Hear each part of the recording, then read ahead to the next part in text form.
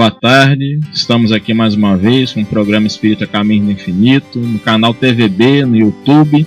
Aqueles que não se inscreveram podem entrar lá no canal no YouTube TVB e se inscreverem. E para nós iniciar mais um programa, nós vamos ler uma mensagem deste livro, Relembrando a Verdade, do Espírito Públio, médium André Luiz Ruiz. A lição 7.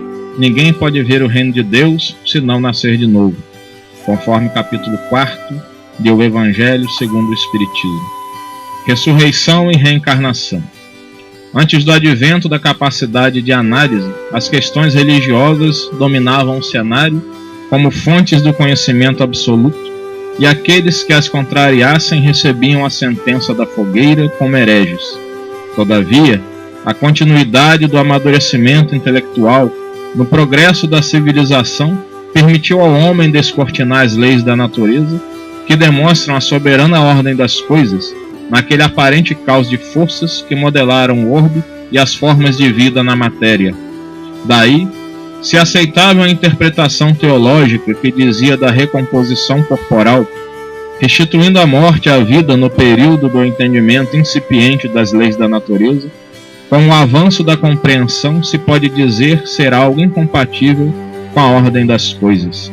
Naquele tempo, as aparências fortes e a falta de instrumental ou método de observação permitiam a construção de muitos equívocos que, com sua aparência de maravilhosos fenômenos sobrenaturais, tão bem serviam aos que desejavam impressionar com a sua invocação. Depois, contudo, as modificações do panorama do conhecimento puderam explicar as coisas não mais de forma sobrenatural, e sim de maneira plenamente normal e compreensível. A ressurreição, então, que propugnava a volta à vida do corpo morto, ainda que pudesse encantar pelo miraculoso, passou a ser teoria que não se mantém diante das efetivas demonstrações da natureza de que aquilo que morreu não é capaz de se reconstruir. Acompanhando esse modo de entender, encontramos em diversos pontos das Escrituras a expressão ressurreição, usada com a nítida ideia de que se tratava do retorno da mesma individualidade, ainda que em corpo diverso, séculos depois de ter existido. Assim, referindo-se àquilo que nos dias atuais a doutrina espírita denomina reencarnação, as Escrituras denominam de ressurreição, mostrando que se tratava da ideia do retorno da mesma individualidade essencial e não do mesmo corpo carnal. Quem dizem que eu sou? É a pergunta de Jesus aos discípulos. Alguns dizem que sou João Batista, outros Elias, outros Jeremias ou alguns dos profetas. É a resposta. Nítida alusão a uma volta de algum espírito de importante personagem religiosa já morta a uma nova etapa corporal em outro corpo. E quanto a esta suposição, Jesus não a combate nem a corrige. Mas além afirma que Elias, o profeta viril do Velho Testamento, já havia vindo e que as pessoas não o haviam conhecido, ao que os discípulos compreenderam que ele se referia a João Batista. Somente com a compreensão das leis da reencarnação é que todas estas passagens e muitas outras do Evangelho ganham sentido pleno. A ressuscitação, estando morto o corpo em definitivo, exigiria a reunião das mesmas moléculas dispersas pela natureza e já incorporadas a outros corpos para que se lograsse consegui-la. A ressurreição da carne atenta contra a ordem natural do processo de transformação das coisas, enquanto que o conceito de reencarnação supera qualquer dificuldade de entendimento das passagens e dos próprios ensinamentos de Jesus sobre tais assuntos. O ser humano não logrou a conquista de um avanço tecnológico para manter-se atrelado às quimeras fantasiosas dos alquimistas primitivos ou dos feiticeiros tribais que atribuíam o eclipse ao seu falso poder de ocultar o satélite terrestre. Lembremos-nos disso diante das realidades do espírito, tão passíveis de entendimento quanto as equações da natureza, sem mistérios e sem recursos ao sobrenatural, os quais Jesus não necessitava invocar para demonstrar a sua própria capacidade evolutiva. Esta mensagem nós a escolhemos para o tema de hoje, reencarnação, onde nós estamos aqui, eu, Leonardo Paixão, com a nossa irmã Fátima Bernardo, buscando trazer reflexões também sobre este tema. E nós vamos até, aproveitando já o gancho da mensagem lida, E na passagem que foi colocada na mensagem lida a respeito dos apóstolos dizerem a Jesus que ele, né, era Jeremias ou alguns dos profetas, nós vamos ver então que numa nota ao capítulo 9 do Evangelho segundo Lucas, versículos 7 e 8 da Bíblia de Estudo e Aplicação Pessoal, da tradução João Ferreira de Almeida, os teólogos renomados de várias partes do mundo colocaram uma nota dizendo que muitos pensavam que Jesus era a reencarnação de algum profeta, talvez João Batista. Ora, se assim se pensava que Jesus poderia ser a reencarnação de algum profeta, está claro que essa ideia de reencarnação fazia parte do contexto histórico e cultural do momento em que eles estavam ali respondendo ao questionamento que Jesus havia feito a eles, né? E nós vamos passar então para a nossa companheira Fátima. A partir daí, quais são as suas considerações? Realmente, nós na Bíblia tem algumas passagens que falam sobre, não fala exatamente, não usa a palavra reencarnação, mas nos dá a ideia de que realmente poderia ser, como essa de Elias, né, que ele já voltou e vocês não o reconheceram. Isso. Também João 14 cita que nós um dia faremos tudo o que Jesus fez e muito mais. Como que nós poderíamos fazer tudo o que Jesus fez? A não ser se a gente busca na evolução. Fomos evoluindo e fizéssemos a chegar ao ponto de fazer o que ele fez e muito mais. Porque a humanidade hoje, tanto na época dele como hoje, a gente não se vê capaz de fazer o que Jesus fez. Então nós temos um longo caminho pela frente ainda para trilhar, para chegar a esse patamar evolucional. É o que você está falando, lembra as questões do Livro dos Espíritos, quando fala a respeito do objetivo da encarnação dos Espíritos, né? Que é o progresso. O progresso. Né? Esse é o objetivo da encarnação dos Espíritos. E como nós iniciamos, né, simples e ignorantes, como crianças que nada sabem, que começam a aprender, assim também nosso Senhor Jesus Cristo iniciou, né, desse mesmo modo. Ele disse antes que Abraão, seja eu sou, ele deixou isso claro. Porém, ele não deixou de passar pelas mesmas fases que nós também passamos, né? De estar lá nos minerais, passar pelos vegetais, animais, e sublimar-se, né? Chegar à angelitude, né? Nesse espírito puro que ele, em relação a nós da terra, é o espírito mais perfeito que já pisou o solo terrestre, né? Também passou por isso, porque não há privilégios na criação divina. Deus não fez um ser à parte, né? Não criou Jesus já pronto, e nós temos que passar por todas essas fases evolutivas para alcançarmos o ápice. Isso seria injustiça de Deus. Nós ainda nem conseguimos vivenciar o maior de todos os mandamentos, que é amar a Deus acima de todas as coisas e ao próximo como a nós mesmos. Nem porque de fato nós não conseguimos. Quem pode dizer que consegue? Será? E essa questão da reencarnação, Fátima, nós também vamos analisar. Nós estamos aqui no começo falando das questões mais religiosas e bíblicas, mas nós vamos também partir para a evolução do próprio conhecimento humano, né, dentro da história da evolução do homem. Nós vamos partir para as pesquisas feitas, né, hoje por aqueles homens de ciência e que mostram claramente evidências reencarnatórias, né, como as pesquisas feitas por Amendas Net Barnegi, por Elendu Araldson, pelo engenheiro já falecido brasileiro, Dr. Hernani Guimarães Andrade, escreveu o livro Reencarnação no Brasil, com 20 casos sugestivos, né, de reencarnação. Também há um livro que tem este título, né, 20 casos sugestivos de reencarnação, que é do Dr. Ian Stevenson, também falecido há pouco. E lá eles tratam especificamente de crianças que trazem lembranças claras de suas vidas passadas.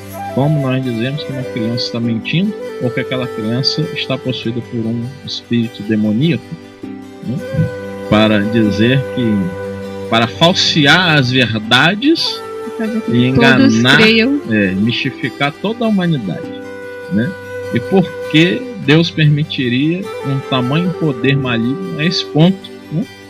E as pesquisas científicas vêm demonstrando, evidenciando cada vez mais a reencarnação, né? E não só isso, nós sabemos que uma digital, ela só é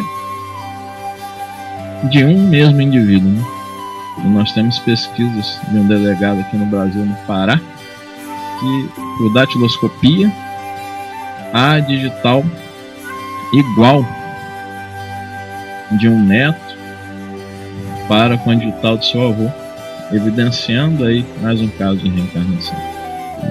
São pesquisas que vêm confirmar fatos que estão nas escrituras, né? Mas assim, marcas físicas, acontece isso realmente de passar de uma encarnação para outra? Sim. Eu já ouvi casos de pessoas que têm marcas no corpo e que se lembraram que numa vida passada faleceram com um tiro.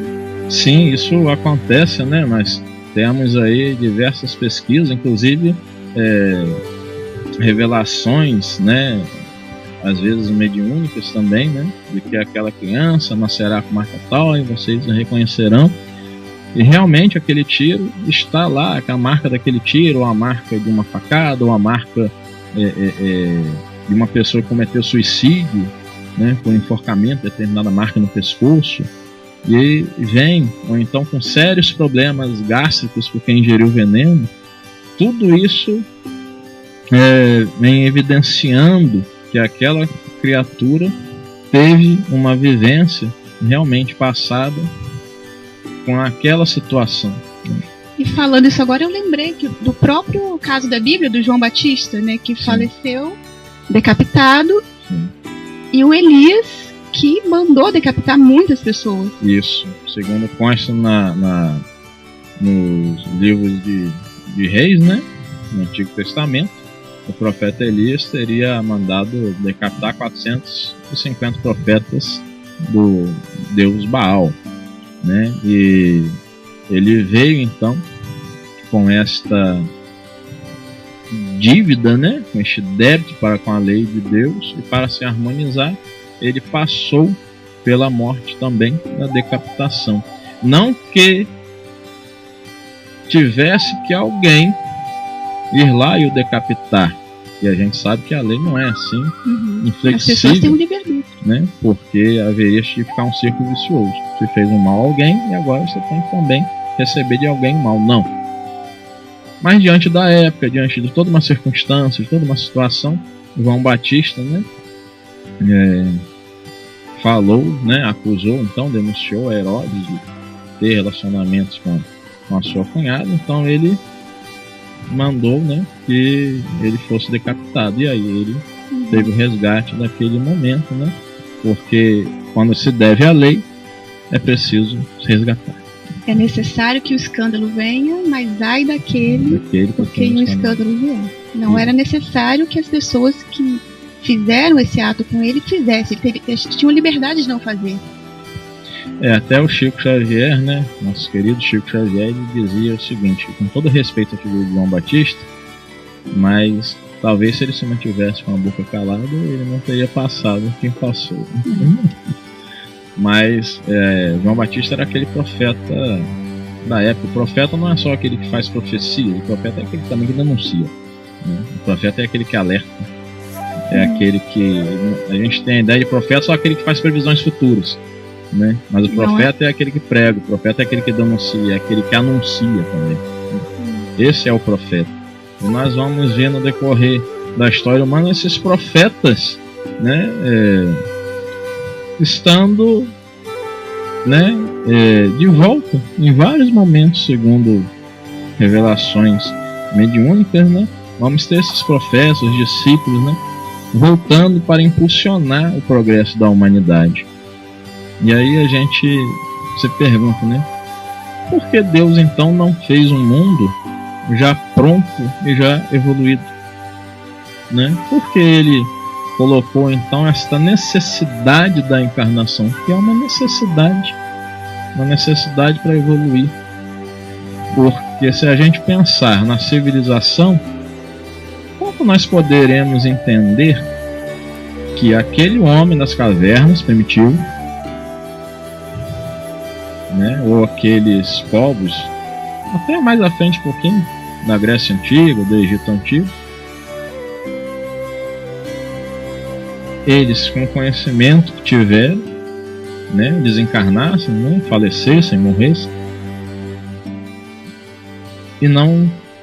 e aí condenados, né, a um determinado fogo eterno, uma punição por não servir a Deus, porque não aceitaram Jesus, porque naquela época Jesus não tinha vindo, nem tinha vindo ainda, e eles estarem naquele momento que eram pagãos, que eles não serviam a outros deuses, e então nós hoje civilizados, né, ditos civilizados, conhecendo Jesus, conhecendo sua palavra de amor, de carinho, com toda a estrutura moral, nós seríamos então criados com a capacidade cerebral de absorver mais coisas, ter mais conhecimentos, almas novas. Afinal de contas, quando a gente cita a reencarnação, a gente precisa pensar: a alma foi criada no momento em que o corpo nasce, no momento da concepção, ou a alma existe antes? Essa é a questão também. A alma é anterior ou a alma nasce junto com o corpo, ou no momento da concepção? No Espiritismo nós sabemos que a alma já é anterior. É a pré-existência da alma. Que Orígenes, né, um pai da igreja, já divulgava essa questão, que a alma é pré-existente ao corpo e que a partir daí ela evoluiria a partir de outros corpos. Isto é, Orígenes era reencarnacionista. Muitos começaram a perseguir então Orígenes, tanto é que Orígenes, diante dos padres da igreja, ele é tido como um dos pais da igreja, mas ele as suas ideias não foram aceitas e ele não foi então canonizado, né, como santo, apenas um pai da igreja, e que depois ainda foi tido por herege, por pregar a pré-existência da alma, né? E aí nós vamos ver essa questão de Orígenes, e nós vamos recorrer na história humana, avançar um pouco mais. Vamos ver que no Concílio de Constantinopla, em 553 depois de Cristo, houve uma votação, houve um sínodo, uma votação para se colocar-se a reencarnação era possível ou não. E a reencarnação perdeu.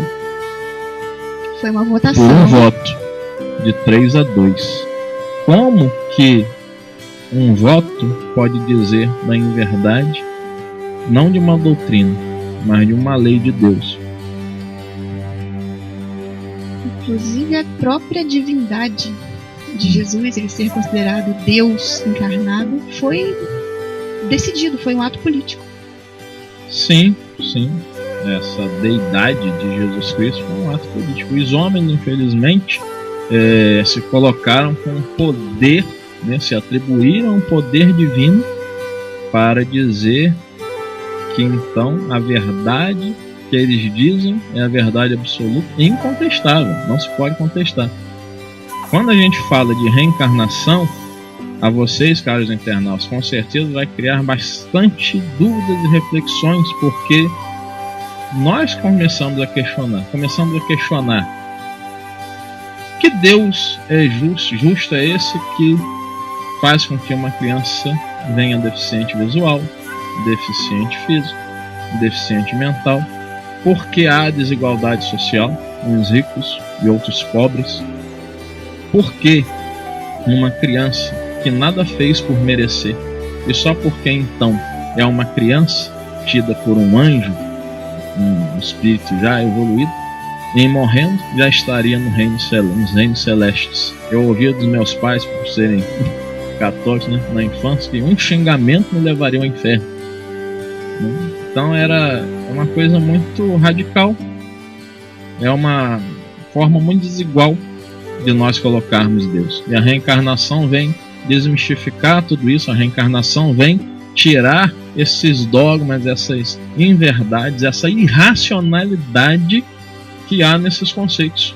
Sim, eu mesma fui criada na igreja protestante e o que me fez parar e pensar e decidir pelo espiritismo foi quando eu pensava que um dia eu vou ter filhos, vou amar meus filhos. Como eu poderia, sendo uma evangélica correta, ir para o céu e meus filhos talvez serem condenados ao inferno? Eu não conseguiria ser feliz por toda a eternidade, imaginando que os meus entes queridos estariam no inferno. Exatamente. Esse não é um Deus de amor que separa as pessoas que se amam? Ironicamente, o teólogo mais admirado pela Igreja Católica Apostólica Romana, Santo Tomás de Aquino, quando perguntaram a ele se uma mãe seria feliz ao ver o filho no inferno, ele disse que sim, porque ela compreenderia a justiça divina. De forma alguma. Um absurdo tamanho. E o poeta, né, o vate português, muito combativo nas suas poesias, o Guerra Junqueiro, no livro A Velhice do Padre Velho, ele diz que uma mãe, ao ver seu filho no inferno, quando se dá a ela a oportunidade de escolher estar no céu ou no inferno, ela falou, eu fico no inferno para ficar perto do meu filho. A mãe ficaria no inferno com o filho, ou se pudesse, trocaria de lugar. Cederia o seu lugar no céu para o filho e ela iria para o inferno. Mas como era impossível ceder o lugar no céu, ela ficaria no inferno. Como se Deus quisesse esse sofrimento nosso. Essa troca. Então nós temos aí essas reflexões para a gente estar colocando, e dentro dessas reflexões nós também vamos ter aquela reflexão em relação a nós mesmos. Nós estamos falando em relação a entes queridos, em relação a outros, mas a nós mesmos. Como nós, né, que nos vemos criaturas em trabalho de reforma moral, em trabalho de crescimento interior, como que nós poderemos pensar que em uma vida, em uma única existência, nós poderemos alcançar a santidade plena, alcançar a pureza absoluta? Como nós poderemos imaginar que nós, aqui, tão ainda nos arrastando nas nossas condições morais, poderemos chegar a um nível, como você falou, Fátima, no início, né, de fazer o que Jesus fez e coisas ainda maiores? Como chegarmos numa existência ao grau de nosso Senhor Jesus Cristo, né? Ele que passou por todas as fases evolutivas também precisas, né, para chegar aí. Como nós poderíamos responder isso? Nós só vamos ter uma resposta: não é possível. E nós precisamos aí entender que a reencarnação faz parte da grande misericórdia divina para conosco. É uma lei de Deus, é uma lei biológica também, que se trata da evolução biológica também. E sem ela, nós não avançaríamos. A humanidade não avançaria. E os seres que também reencarnam, que nós vamos, já falando mineral, vegetal, animal, nós que temos os nossos animais em nossos lares, temos lá exemplos também de reencarnação. Sim. Exemplos claros.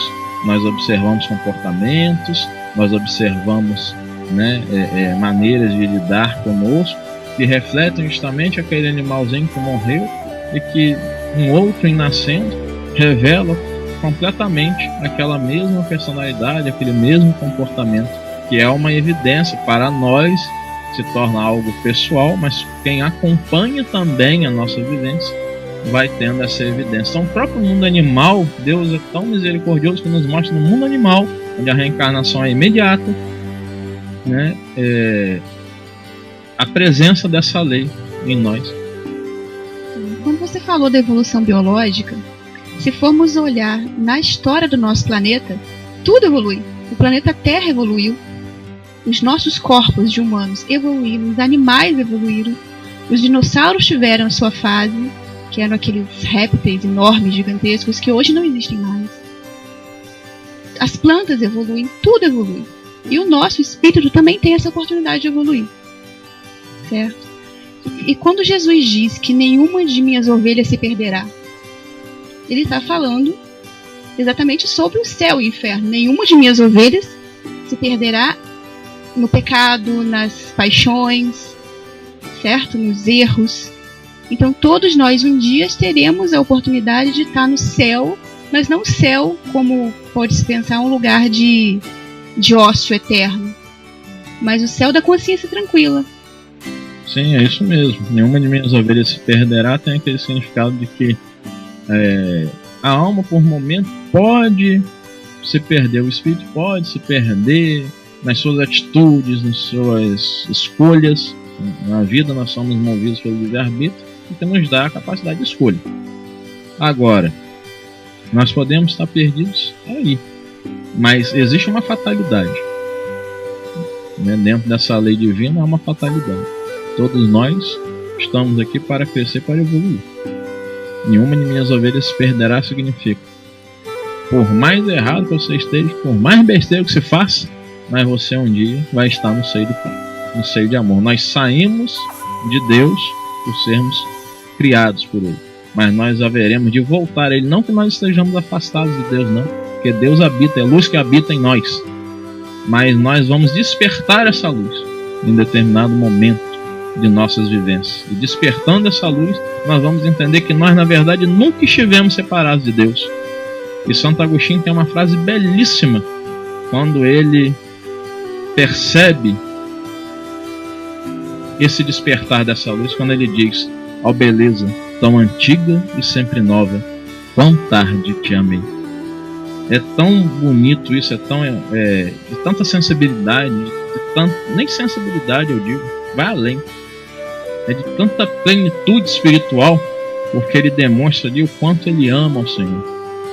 E um dia nós vamos chegar a isso, mas se nós não temos a possibilidade, um criminoso ferrenho, endurecido, um psicopata, qual a possibilidade, se ele, psiquiatricamente falando, não tem possibilidade de cura, dele enxergar esta luz, esse despertar? Os psicopatas, eles seriam criados para o erro. Uma pessoa que nasce sem a capacidade de empatia com o outro, de sentir a dor do outro, que faz aquelas atrocidades, ele seria criado para o erro, se enxergássemos a visão de uma vida somente. E a gente precisa questionar o que é mais justo: a unicidade da existência, de termos uma única existência, termos a alma criada no momento da concepção, né, ou no momento em que o corpo nasce, ou a pluralidade das existências? O que é mais justo, mais racional, mais de acordo com o amor de Deus?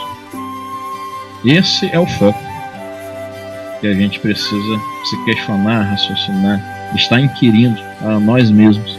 E aí nós vamos começar a perceber que sem uma estrutura de possibilidade de vidas atrás de vidas, não é possível, porque um psicopata ele tem cura sim, se não hoje, mas amanhã. Ele irá alcançar esta empatia, porque há uma frase em um evangelho apócrifo que diz assim: não devemos odiar o criminoso, devemos odiar o crime, mas amar o criminoso, porque o criminoso é irmão nosso, ele é filho de Deus também. E a reencarnação faz com que, quando a gente fala isso, Fátima, a gente vai partir para onde? Para a extensão dos laços familiares. A gente começa a ver a humanidade como família universal. A gente começa a ampliar o nosso conceito de família e não vivermos egoisticamente apenas no nosso núcleo familiar, acomodados na nossa zona de conforto. Isso, que algumas pessoas podem pensar que a reencarnação quebra esses laços, é justamente o contrário, realmente amplia, porque eu não vou ficar presa a amar apenas o meu pai e a minha mãe. Eu sei que eu tenho a minha família espiritual. Quem foi meu pai antes, meu irmão, meu filho, hoje tem a oportunidade de nascer próximo a mim, mas vai cada vez mais ampliando, realmente. Isso. A gente começa a entender, até é bom citar o penúltimo capítulo do livro Nosso Lar, da psicografia de Chico Xavier, do espírito André Luiz, que hoje não é mais segredo para ninguém, foi o Dr. Carlos Chagas, né? Ele, lá nesse penúltimo capítulo, ele está no momento em que é dada a ele a oportunidade de visitar a sua família terrena depois de um ano, né? Depois de um ano não, depois de um ano de trabalho em Nosso Lar, mais de 9 anos que ele havia desencarnado, né?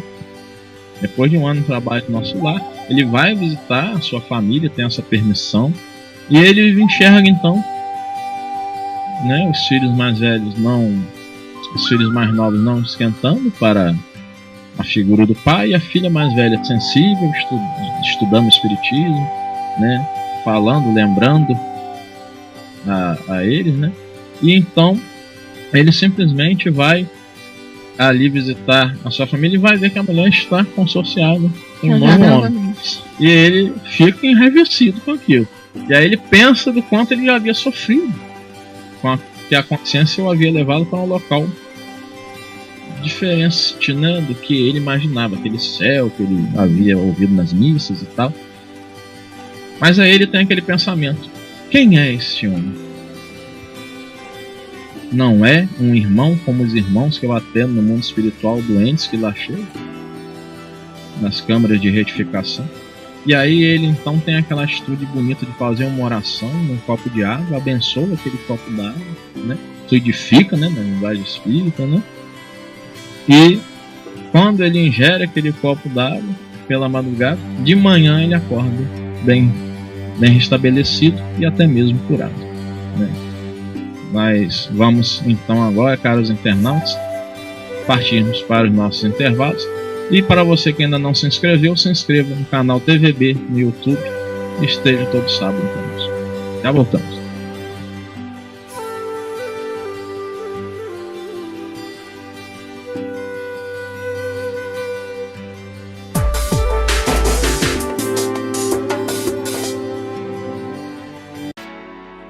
Gente do canal TVB, junto com o programa Sou Dessa, Falo Mesmo, estamos sempre na madrugada, né? Então, para trazer sempre o melhor para você. E com isso, contamos com ele, Lucas Sá. Isso mesmo, conforto, segurança e Wi-Fi.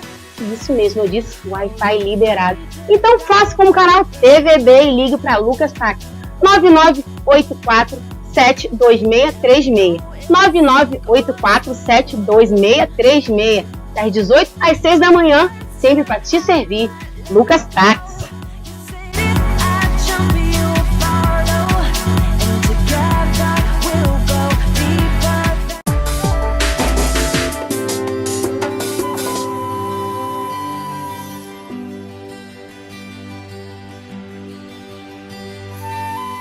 Estamos de volta com o programa Caminho do Infinito no canal TVB, no YouTube. Para aqueles que não se inscreveram, inscrevam-se. E retornando ao nosso tema de hoje, reencarnação, nós lembramos que nós citamos que Jesus, né, como todos nós, iniciou também simples e ignorante, isto é, sem nada saber, buscando, não é, a evolução também, passando pelos caminhos da evolução. Que Jesus então passou em outros planetas. Na Terra Jesus não reencarnou, Jesus encarnou, né? Nós até colocamos determinada questão no programa que nós fizemos com o irmão Pedro Honorato, né, com o tema Transição Planetária, a respeito dessa situação lá. Você tem essa visão de Jesus encarnar no planeta Terra e não reencarnar, porque ele já é espírito puro, já alcançou o grau evolutivo máximo possível para nós habitantes da Terra. E não houve nenhuma necessidade dele fazer reencarnações no orbe terrestre, mas ele encarnou como governador do planeta que é, para transmitir-nos pessoalmente o Pai de amor, de justiça e de bondade. E vamos partir agora para as perguntas que vocês, caros internautas, nos fazem. Vamos lá, Fátima. Então, temos aqui a pergunta da Patrícia França de Cardoso Moreira. Sou estudiosa da doutrina, mas tenho dúvidas sobre muitas coisas. O conceito de reencarnação recoloca num patamar de equilíbrio todas as injustiças observadas no mundo. Para que serve a reencarnação? Então, Patrícia, você, com a sua pergunta você já respondeu, né? Equilíbrio. Nós buscamos a evolução do nosso espírito, porque somente quando a gente está aqui vivendo, convivendo uns com os outros, é que a gente pode aprender a se respeitar, a se amar, a colocar o sentimento do outro na mesma importância do nosso. Porque nós levamos essa vida egoísta, querendo sempre a satisfação dos nossos desejos, dos nossos anseios, e às vezes a gente esquece que tem outras pessoas próximas da gente. E aí que vem os enganos, os erros, os equívocos, os crimes. Então, nessas sucessivas reencarnações, a gente vai crescendo em cada uma delas um pouquinho. Então, nessa vida, eu posso estar aprendendo a ser menos egoísta. Numa próxima vida, eu vou adquirir mais conhecimentos científicos ou vários tipos de conhecimentos, né, Léo? Sim, com certeza. Então, nós sabemos que nós temos que evoluir moralmente e intelectualmente. E é para isso que serve a reencarnação, para a gente crescer, amadurecer como espírito e sermos cada dia melhores. É o progresso que a gente falou. Aqui é outra, a sua é do Alberto da Mata. Ah, sim. É uma pergunta do Alberto da Mata, de Casimiro de Abreu. Se temos vidas passadas, por que não nos lembramos delas? Esta, caro Alberto da Mata, é uma pergunta clássica, né? Que por nós já sabermos, né, que essa pergunta viria, nós nem tocamos no assunto, porque ela é muito simples de ser respondida. O esquecimento é uma bênção de Deus, que Deus nos deixa. Porque imagine o Senhor com um filho nos braços, reconhecendo que aquele filho te foi um assassino anteriormente. Que conflito seria? Seria possível amá-lo? Seria possível acalentá-lo nos braços? Seria possível que no seio da nossa família, de repente, nós começássemos a reconhecer os males feitos uns aos outros? E se nós, já aqui, com processos muitas vezes de culpa, de certos erros, a trazerem mais culpas, nós começamos a ficar em conflitos conosco mesmo, quanto mais se a gente sabe de algo lá de trás. Isso nos atordoa, nos perturbaria, né? É preciso muito equilíbrio para que se tenha qualquer lembrança de outras vidas passadas. Nos anais do Espiritismo há criaturas que chegaram a ter determinadas potencialidades psíquicas para isso e que foram parar nos sanatórios, nos hospitais psiquiátricos. Então a bênção do esquecimento, ela é muito boa, mas a todo momento, diz o Espírito Camilo, no livro Correnteza de Luz, na psicografia do médium José Raul Teixeira, que às vezes um modo de se vestir diferenciado, uma expressão colocada que pode causar impacto de uma grande doçura, mas também de uma grande revolta. Dentro de nossos lares, isso a todo momento acontece. Um perfume colocado traz lembranças que nós não temos a consciência que aquilo é uma lembrança, mas as nossas tendências mostram quem nós somos. Se nós olharmos, caro Alberto, as nossas tendências, nós, dizem os espíritos, nós vamos sim estar reconhecendo naquilo que nós precisamos modificar e aquilo que nós precisamos mudar. Por exemplo, o senhor mesmo deve ter tido alguns pensamentos que deve pensar assim: meu Deus, eu estou pensando isso? Como eu posso pensar uma coisa dessa? Um pensamento licencioso, um pensamento de maldade, um pensamento criminoso até, né? Faz parte do nosso processo evolutivo. Então o esquecimento é uma bênção e nós temos a intuição, dizem os espíritos, daquilo que nós fizemos lá de trás, do que nós somos, do que nós temos que vencer em nós. Tanto é que muitos de nós falamos assim: eu sou muito assim, e aquele é o ponto de luta que a gente vai ter por uma vida inteira para a gente se melhorar naqueles conflitos. Agora uma pergunta do pastor Elias Nogueira, de Travessão de Campos. Boa tarde, meus caros irmãos. Bem, realmente na palavra tem tudo que os senhores falam, mas talvez a interpretação esteja errada. Pois é, então os senhores estão falando que Jesus é uma reencarnação? Jesus teve outras vidas? Jesus pode ter reencarnado nos dias de hoje, isto é, segundo vocês, Jesus já está no meio de nós? Então, interpretações realmente existem várias, tanto que existem tantas denominações religiosas. Na cultura rabínica, por exemplo, os judeus colocam que há cerca de 70 interpretações para cada versículo bíblico possíveis. Isso diante do grau de amadurecimento de cada um. E se o pastor Elias Nogueira não sabe, os judeus, estudo e cultura judaica, eles são reencarnacionistas, tá? Então, tem a Igreja Católica, das evangélicas, existem várias denominações, presbiteriana, batista, Assembleia de Deus e tantas outras, são centenas, eu não saberia dizer todas. Exatamente, porque nós temos justamente esse livre-arbítrio de cada um interpretar as escrituras de acordo com com as suas tendências pessoais. E dá licença, Fátima, vou ler um trecho de um artigo que, se o senhor desejar, cara, pastor Elias Nogueira, ir lá no Google, colocar assim, reencarnação, artigo de Leonardo Paixão. Eu vou ler só um trecho para o senhor. A reencarnação aparece na Bíblia muito antes de Jesus declarar que João Batista era Elias. Evangelho segundo Mateus, capítulo 17, versículos 10 a 13. Marcos, capítulo 9, versículos 11 a 13. Já o Decálogo expressa tal lei. Lemos em Êxodo, capítulo 20, versículo 5: não te encurvarás a elas, nem as servirás, porque eu, Senhor, teu Deus, sou o Deus zeloso, que visita a maldade dos pais nos filhos, na terceira e na quarta gerações daqueles que me aborrecem. O mesmo texto se repete em Deuteronômio, capítulo 5, versículo 9. As traduções da Bíblia que temos hoje, católica e protestante, trazem até a terceira e quarta geração, o que muda o sentido do texto. São Jerônimo, doutor da Igreja, ao traduzir a Bíblia para o latim, tradução conhecida como Vulgata latina, escreve in tertiam et quartam generationem. O Dr. Zamenhof, criador da língua universal o Esperanto, traduz em latria caecivara generatioi. Para mais pormenores, consulte-se a nota da Federação Espírita Brasileira, sua edição do Evangelho segundo o Espiritismo, capítulo 1, item 2. Então, ao expressar na terceira e na quarta gerações, não se coloca o inocente pagando pelo culpado, pois que este, se não pode reencarnar na primeira e na segunda geração, conforme se depreende do texto bíblico, na terceira e na quarta geração já é possível a sua volta, ao passo que expressar até a terceira e quarta gerações, os filhos pagam pelos erros de seus pais.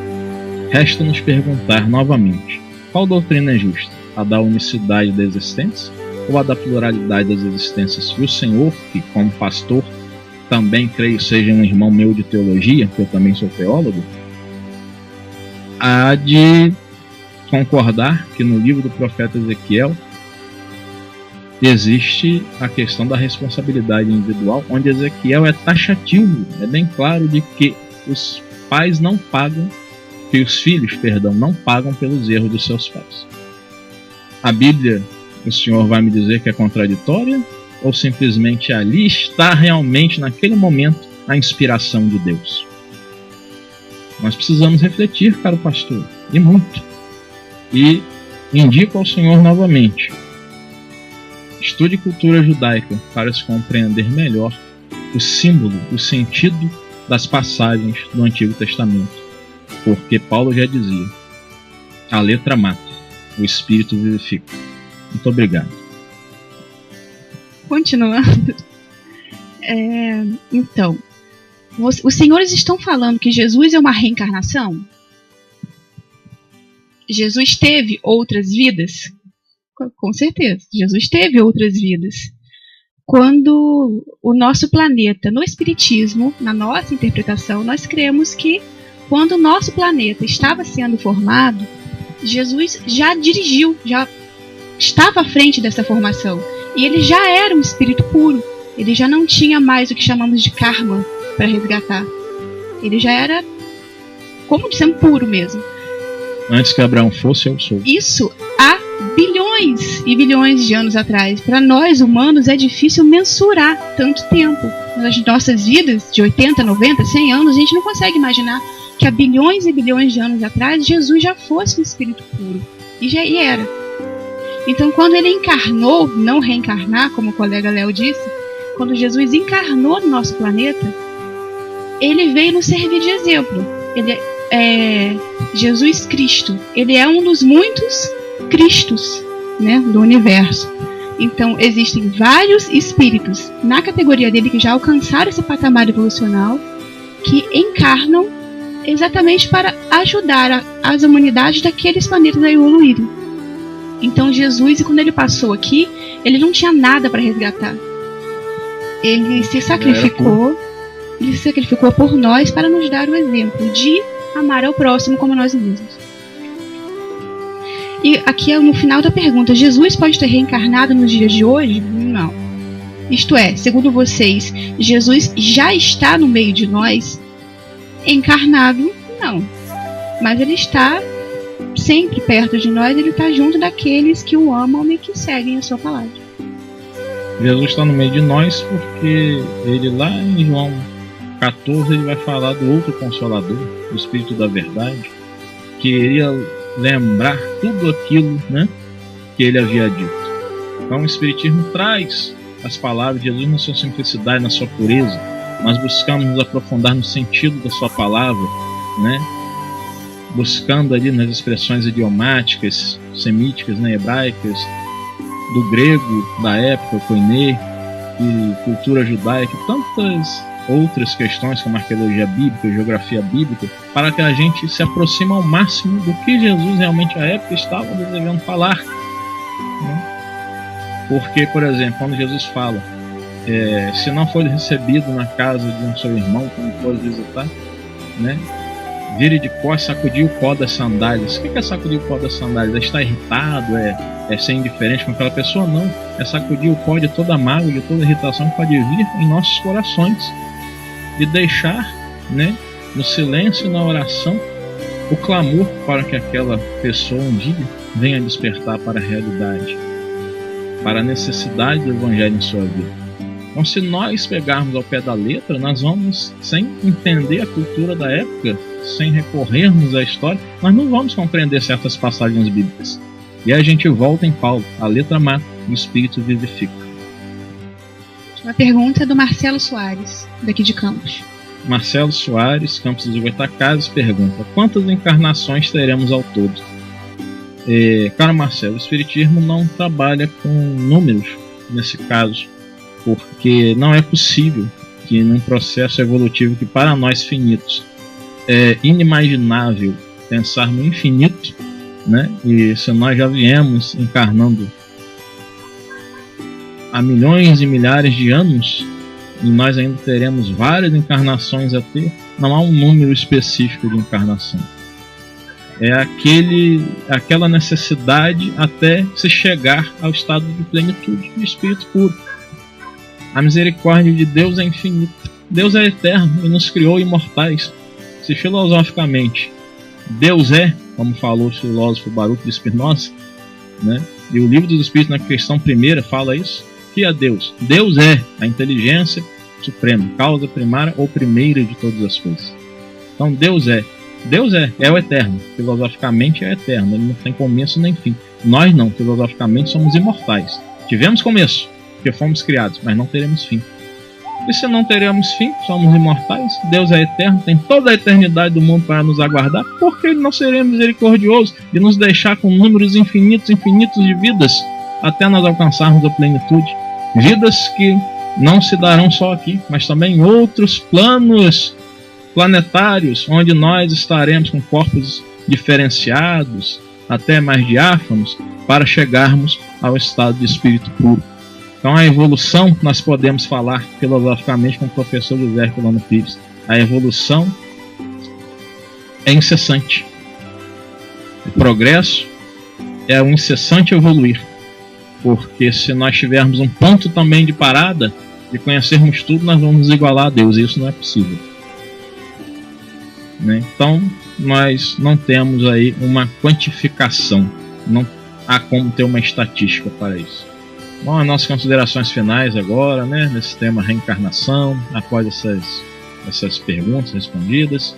E nós queremos dizer que a reencarnação, ela nos traz a realidade da grande necessidade que nós temos de mudar, e que para mudar precisamos estar trabalhando no amor a nós mesmos, no amor ao próximo, no amor a nós mesmos. Para a gente estar crescendo e para a gente crescer, nós precisamos da ponte para com o próximo e amarmos a nós mesmos e amarmos ao próximo, porque nós amamos a Deus.